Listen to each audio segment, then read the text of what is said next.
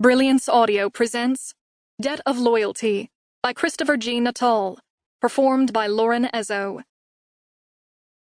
There was blood on the captain's chair. Lieutenant Commander Sarah Henderson tried not to think about Captain Saul as she took his seat. Saul had been a decent old man for all that he'd been a dyed-in-the-wool reactionary who'd been reluctant to promote colonials when he could promote a Tyrian instead. She'd learned a great deal from the older man, from starship tactics to how to manipulate the system, and perhaps unintentionally, just how badly slanted the system was against colonials.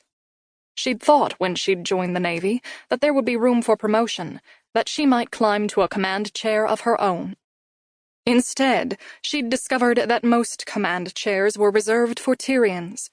She'd been lucky to be allowed to stay in the Navy after the war had come to an end. She wasn't blind to the simple fact that most of the officers who'd been placed on half-pay, transferred to the Naval Reserve, or simply let go had been colonials. The old resentment had curdled long before the Civil War had broken out. She was good enough to fight, to risk her life, but not good enough to be promoted into a command chair of her own. She took a long breath as she studied Merlin's display. The mutiny hadn't been planned, not really. Sure, there had been times when she'd thought about taking the ship for herself, but it had been little more than an idle fantasy. Where would she go? A Warlock-class heavy cruiser was designed for long-duration missions, but Merlin would need a refit sooner or later. And what would she do? She hated pirates too much to become one, and there was little else she could do. But now? It had happened so quickly that part of her still couldn't believe that it had happened. It had been sheer goddamned luck that she'd been manning the communications console when the message came in.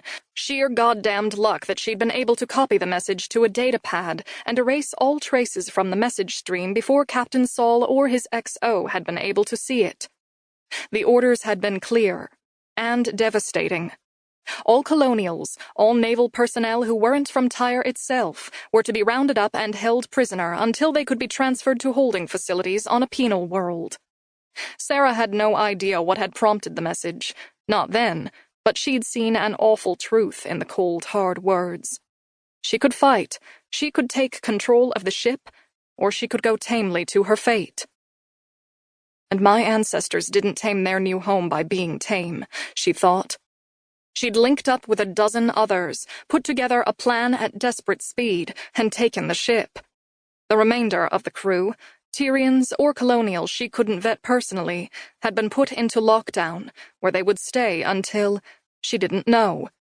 She honestly had no idea where to take her ship. Not now. If I go home, what happens then? She felt a worm gnawing at her heart as she paged through the star charts. They were committed now. They had been committed from the moment the mutiny stopped being a theoretical exercise and turned deadly. There would be no mercy if the Navy caught them. They'd be lucky if they were merely dumped on a penal colony with a handful of supplies. They'd be more likely to be put in front of a firing squad and shot, their bodies unceremoniously cremated, and the ashes dumped in the nearest sea. She knew they were committed. And yet, what were they to do? 100 ideas ran through her head. She could take the ship to her homeworld, but what then? The planetary government wouldn't be pleased to see them. They'd have no choice but to hand Sarah and her comrades over to Tyre for trial and execution. And even if that hadn't been a concern, the only thing that linked her and her comrades together was that they were all colonials. They came from a dozen different homeworlds. In hindsight, she wondered if that had been deliberate.